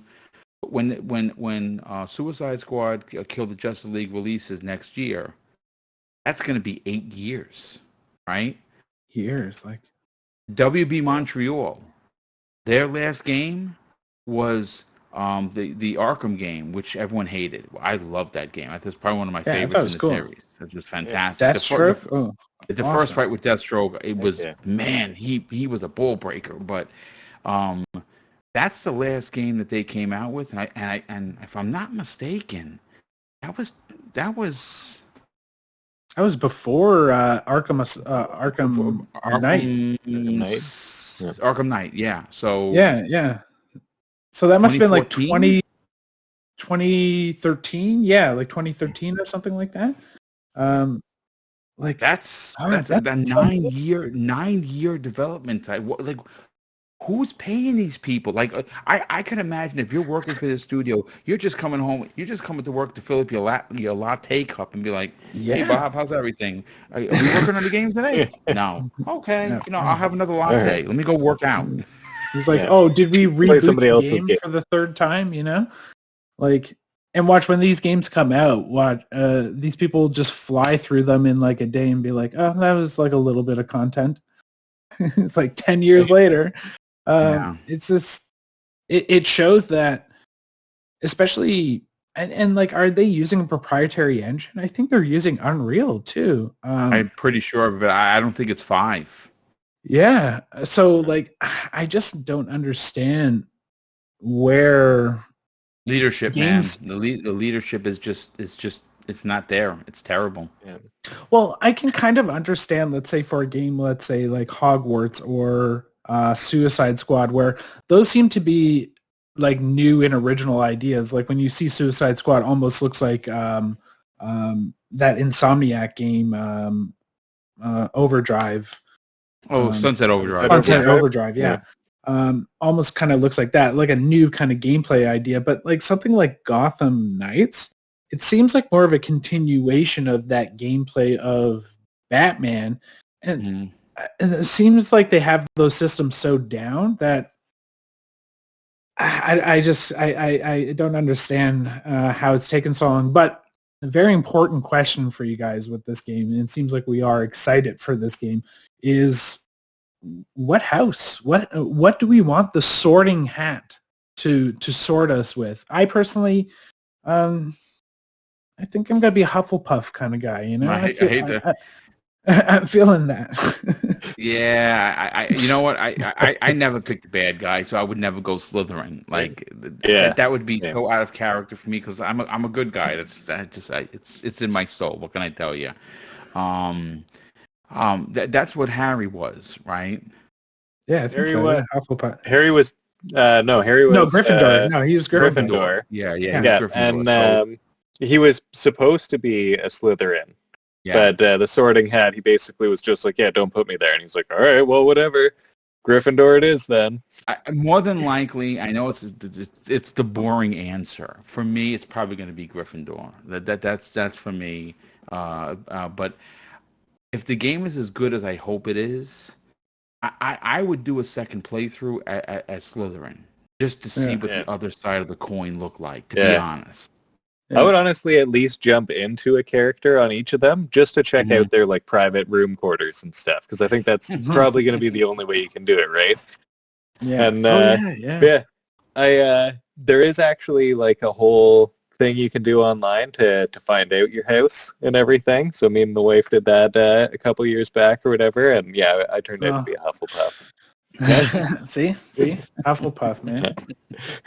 Just a bunch of goofballs. That's what we are. It's like, maybe if I change some of the answers, and I got Gryffindor the second time, but I was like, stick with the first one. But he's like, but that's not who I am.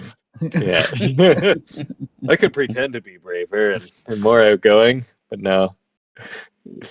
I wonder if they'll allude to any of the like Dark Lord stuff, but I don't know. I mean, I'm really excited. If they'll speak about the name that shall not be spoken. Do not. I'm very much. I think this is going to be big with fans. I think people who like RPGs are going to like this game. I think people who like The Witcher or like Assassin's Creed, because it is open world. You're going to be able to. I just hope that it gives you the chance to kind of tell your own story. I don't mind story beats. That's important. They have to tell it. They have to tell the story.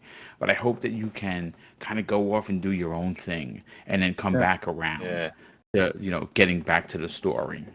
Because I guarantee there's going to be at least some people that are just in it even to just explore the castle. Mm-hmm. Like, just look around, just see what it's like, just figure out where the scenes were in the movie and stuff. Well, it seems like they have like a really eclectic class, like a really diverse cast as well. Like what I want to see is larger than life teachers in the game, right? Yeah. I feel like there was that one looked like a Middle Eastern teacher who was coming down the stairs, and he had this great outfit, and he looked like he had a fantastic like personality. And I'm just like, I want to see like that kind of showed off in the world, like how the teacher's personality and culture affects their classroom and their like personality, what their offices look like. There's a lot they could do with just like clutter, you know? And I'm really looking forward to seeing just the overall world, because they have such of an opportunity to build, you know, set their own path, you know, have their own teachers, really show stuff like that off. So I'm looking forward to that. But I'm sure we'll talk more about Harry Hogwarts Legacy when it does release. I think end of this year, is it? Yeah, holiday. I think so, yeah. Holiday? Yep. But, you know, something that will be out actually the day this podcast drops, and I'm sure we'll talk more about it next week if we can find it up here in Canada. I think we can subscribe to Paramount Plus through Apple TV, so I'll look into that, Dan, for us. I'll try and find the episode up in Canada. I'll probably ask figure it out somehow. Yeah, what it was like, but it looks like.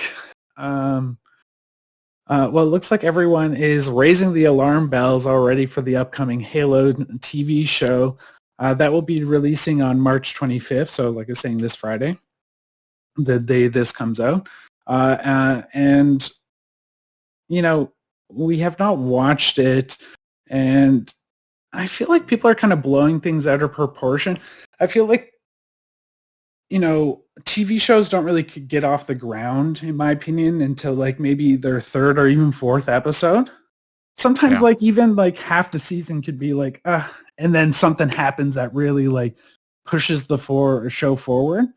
But it seems like this first pilot and first batch of episodes are not getting the kind of best reception. And, you know, there was an interview not too long ago with the showrunner, the writer, saying they didn't even really look at the game at all for inspiration. Seems like they were looking more at like the overall art style and lore from like the books. And I actually have his comments in front of me. This comes directly from the actual showrun. He says, "We didn't look at the game. We didn't talk about the game." And there are some people that are saying that was taken out of context. Look, I'll say this, guys. Look. You know, one of the things that I have an incredible distaste for are certain Hollywood types that believe that they know better. I don't know this director. I don't know, what he's done in the past and why they chose him. I know that this game that we all love has been this trying to bring this to film, even TV, has been 8 years of nightmare. Right? Oh, yeah. This was supposed to be on Showtime. Then it was moved to Paramount Plus. Peter Jackson was supposed to direct it originally. His production company. Yeah, it's been a mess. Look, there are a couple of things that a lot of people didn't take away good with. You know, Cortana's not blue. Okay, so who cares? Right? Does it really matter? For some people, I suppose it's a deal breaker. If it is, I'm not going to fight with you. You know, Master Chief takes off his helmet. Oh my God, I can't watch the show. Look, at some point or another, he has taken off his helmet. Maybe this is where we get a chance to live that truth. He's in a helmet for the most part, but he's taken the helmet off. Maybe we have not been told that story. I have a strong suspicion. I mean, the episodes are $10 million per episode. This is not a sci-fi version of Halo that you can go to regular TV and get. They spent money on the effects. It is going to be a highly produced thing. Is it going to be the story. See, and that's the thing. I don't want to be told Combat Evolved, man. I just don't. Played it. I've been playing that for 20 years. Yeah, it was me. I did it. Yeah, I don't need somebody to act out what I did. I was the Master Chief. I don't need to be told, you know, John 117 story. Look up, look right, you know, oh, and jump down, give me a gun. I don't want to do that. I want to watch a show that I'm invested in because I love the character. But I also want to be told something that I've never been told before. And I think that's what they're doing. And look, the Last of Us, I have a strong feeling when that comes out on HBO, it's going to be different. It's going to tell a tale similar to canon. But why do we want to watch The Last of Us 1 when we played it? And I think that there is something to be said in when you're going to produce a show. The games exist. I understand that. But I kind of want to tell my own story. The problem here, guys, is, in my opinion, the director kind of put his foot in his mouth. He was probably frustrated with, hey, how much of the game is in the TV series, and he said this comment. Look, we all say dumb stuff. It happens even on our best days. You just want to punch yourself in the face sometimes, right? Yeah. But when you're doing the press docket and you're going from here to there and everywhere, this is not how. Like I sometimes I wonder if these guys have handlers, like someone that writes their stuff for them, because man, you know, I'm just saying that maybe again, I say this with unbelievable respect for myself. I'm just a podcaster. With peace and love. Right. I'm just a podcaster. I'm not syndicated, but I understand that when I'm in front of the microphone, there's a certain level that I have to adhere to. Same thing as when I was a police officer. When I was in community affairs, it's all PR. You have to. There's a certain tact that you must own when you're out there talking the talk. What he said seemed as if he was annoyed, like, F the game. I don't care about the game. I'm telling my story. You just don't do that. Well, especially like, do you know what fan base you're dealing with here? You're dealing with Halo, one of the biggest, if not biggest. I would say the Halo fans are ever. as vicious as the Star Wars fans. Oh yeah. And you're bringing this to the screen in a major way for the first. Like they've done like their little things here and there, like on the small screen and stuff. But you're bringing Master Chief and a story and a new canon to Halo. I can understand why people will kind of nitpick everything you say. And like when you're a director for a franchise like that, I feel like they have to kind of that's the job at that point. You have to understand what you're kind of getting into. Like if someone was critiquing, let's say, an original property that you wrote with your own characters that wasn't based off anything else, then fine. But you are stepping into fanboy world, and these people are if you thought comic book fanboys were tough, have you seen some of these console wars? A guy recorded himself in an operating room for Christ's sake. He's also fired, by the way. I mean, FYI update, he's fired. How to ruin your career? I feel like they've got a few different ways to kind of go with this, and it'll be interesting to see how they handle it exactly. Because it's not quite like The Witcher, where it was like, okay, there was the books, and like there's a book fan base, and there's a gaming fan base, and then there's, kind of some conflict in between those two and everything. So there's a lot of openness for forgiveness for canon here and there and everything. It's like Halo there is a vast majority more that have played the games and spent time on the video games than they have the books. Like, I've spent a little time on both, but I know, like, I can count on my hand the number of people I've ever talked to who have read anything like the books or are aware the books exist. Yeah. And then it's like, on top of that, it's like, okay, so you're you're not quite going to base it on the video games and everything. Like, hopefully, yeah, the lore and the canon are all there enough in the books, or you're going to be telling your own story in a way. But you're going to have to be like at least somewhat true to the story there. And it's either you can go true to the video games, which apparently they're not quite doing, or you can kind of go true to the books, or you can kind of do your own thing. And they're gonna, when it's a different media, like medium like this, then there's always going to be some differences. But it'll be interesting to see how well they adhere to anything. You know, what's interesting is if you like, you got the picture up there. I immediately notice the weapons that they're carrying because I use those weapons. So there is lore being used. There, you know, again, I think we have to just take a step back and watch it for ourselves, because if there's anything that I've learned with critics, some people are a little loosey-goosey, and some people are overly critical for reasons that I, as a fan, would not be.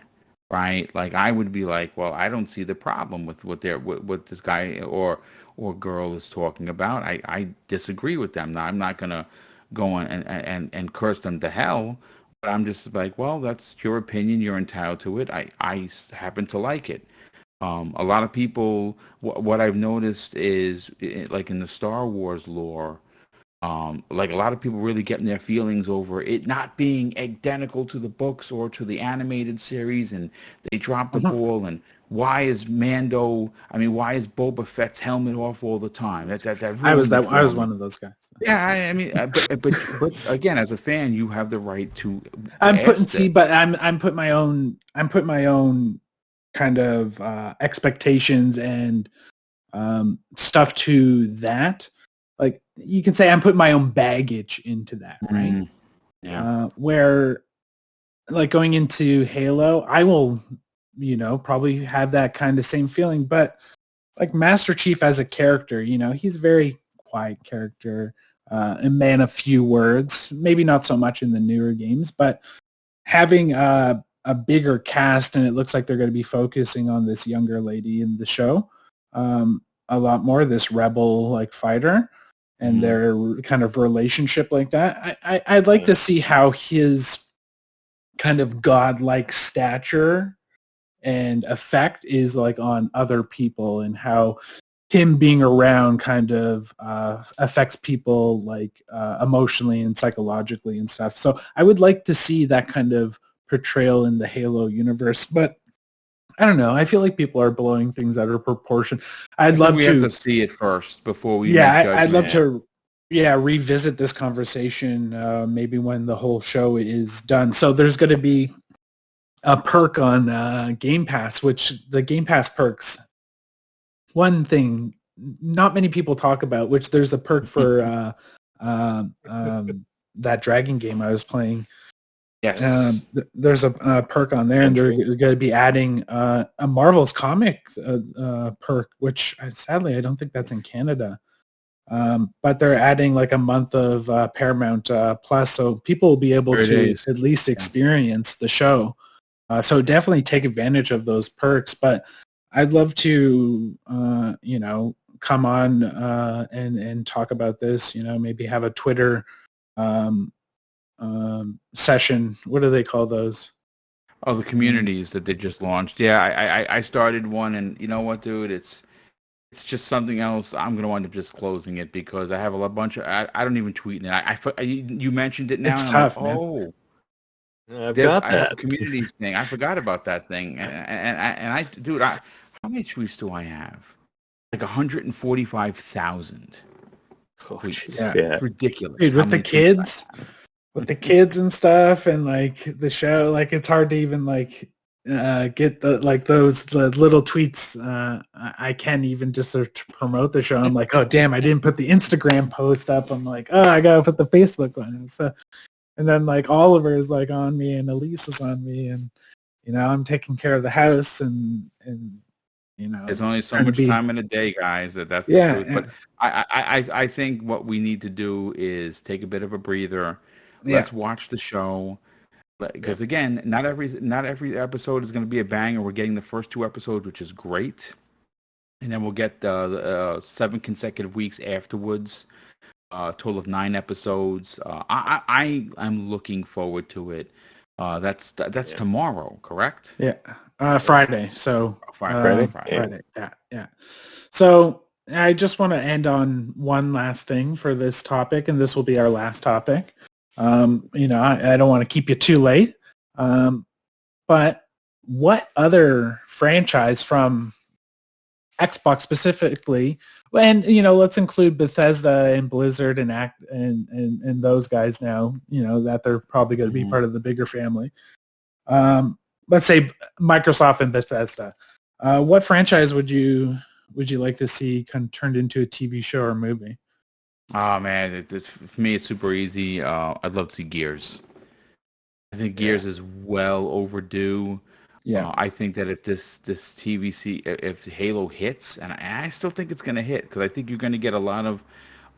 I think you might get the Mandalorian effect with Halo, because Disney Plus is obviously much bigger than Paramount Plus. There's no doubt about it. But I think that what the Mandalorian might have done for a TV series like Halo is people are going to equate that with guy in suit, silver helmet, guy in suit, orange face mask and helmet.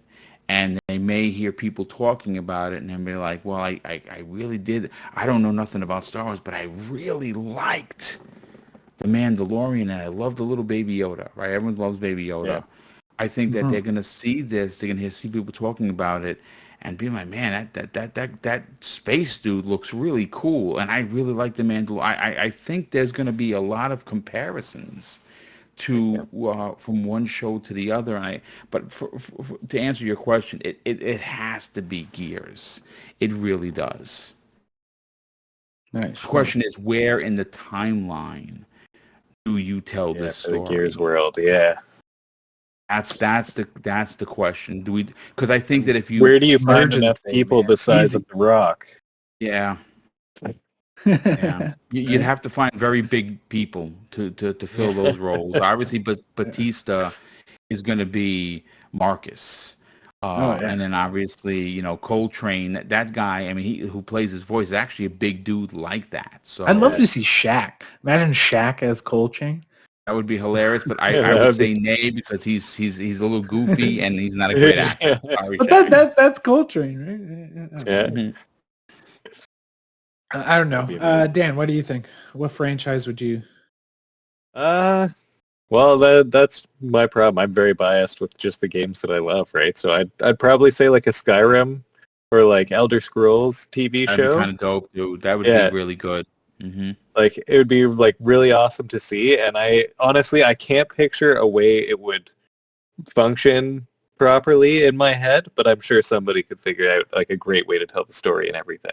Like I feel like it wouldn't translate super well to a TV show necessarily, but like not like the Halo would anyways, where it's just like you're following along a main character and everything. It's like when you're your own person, it's hard. You're always writing your own story, and how do you write a TV show based on a million people's stories? Mm-hmm. I think what I would want to see is Prey as a TV show. That would but like before kind of like everything falls apart, it would almost be like doing like a BioShock before, Rapture fell apart. I would love to see this like space station of oligarchs and like forward thinkers who want to like experiment on themselves and stuff like that.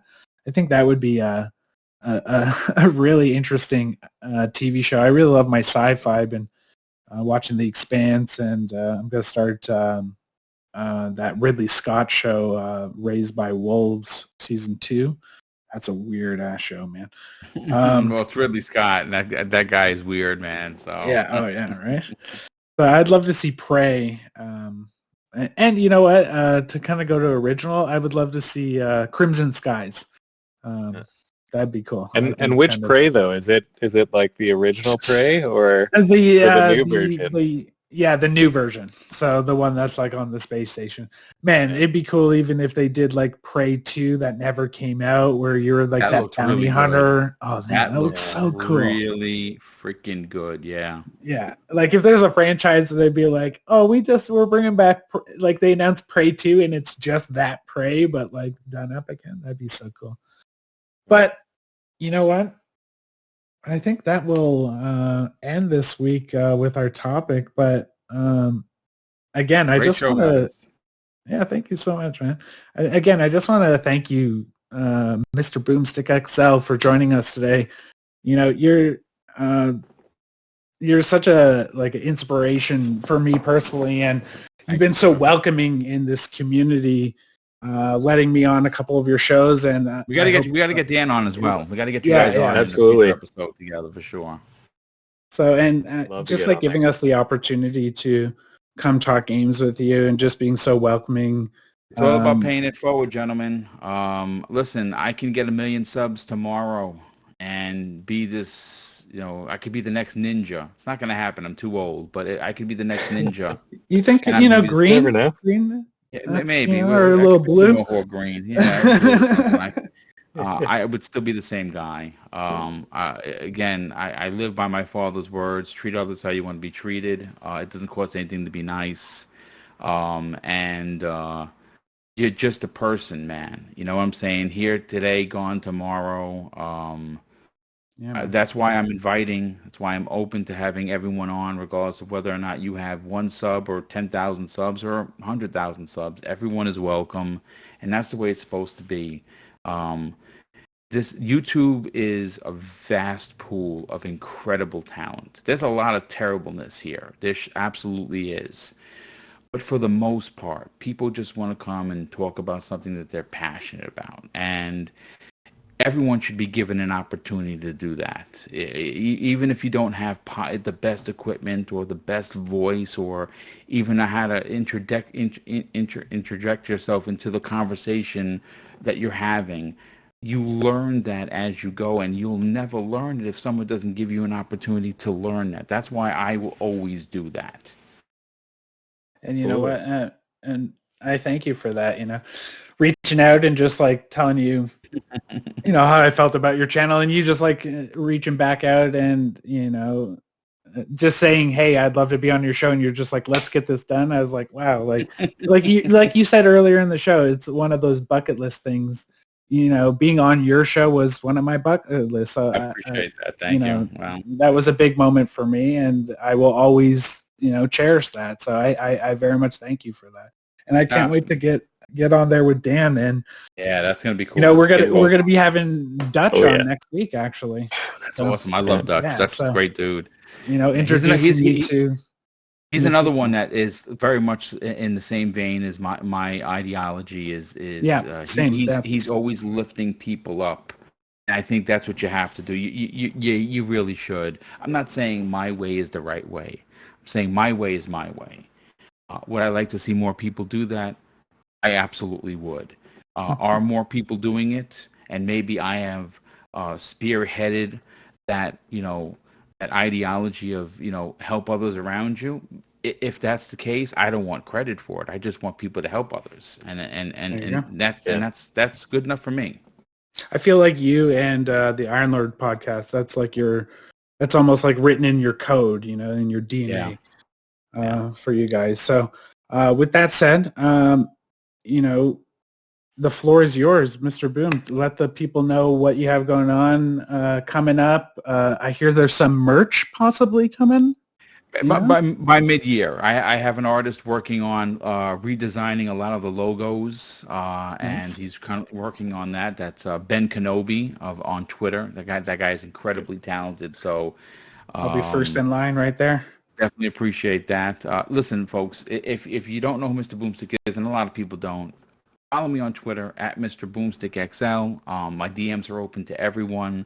Message me. Let's have a conversation. If you want to jump on the podcast, and and we can set that up, I will make that happen. DoubleBarrel Gaming on YouTube.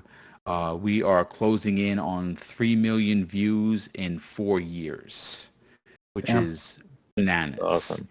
I remember you hit 10,000 live on Iron Lords. On the Iron Lords podcast. I hit 10K, which is it's a milestone for me, and it's a big deal.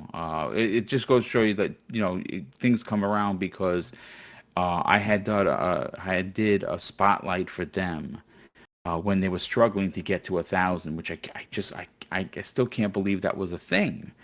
And they got 1,000 on a spotlight that I did with them, and just all those years later, they're like, "Boom, you got to come on the show because we can get you to 10K." At that point, I think I was like maybe like 40 or 50 away, and they're like, and it happened live on the air, which is great. Oh, dude, that was the greatest 6-hour podcast. We're rolling everyone in, I don't know how they did it. I don't know how they did. They had like 25 guests. It was like a insane. 3-day watch for me. I was like 3 days in listening on Spotify. But yeah, just like I said, the content is fair. It's honest. We don't curse. At least we try not to. Yeah. It is very PG-13 friendly. We try to. All of the topics are extremely heavily researched. If I get it wrong and I've gotten it wrong, I will come out and and say that I got it wrong. That's why I do so much of the show notes, because dates and names and certain things are extremely important to the conversation, and that's why I do as much work behind the scenes as I do. So just try out the podcast. Check out one of the episodes. I think you're going to dig it. And the guys, thank you so much for having me, man. I really appreciate it. Thank you for being here. Yeah, this is awesome. All right. Well, with that said, I keep on saying with that said, right. Little things like when you start doing the podcast, you're like, God, I got to stop saying like those little things.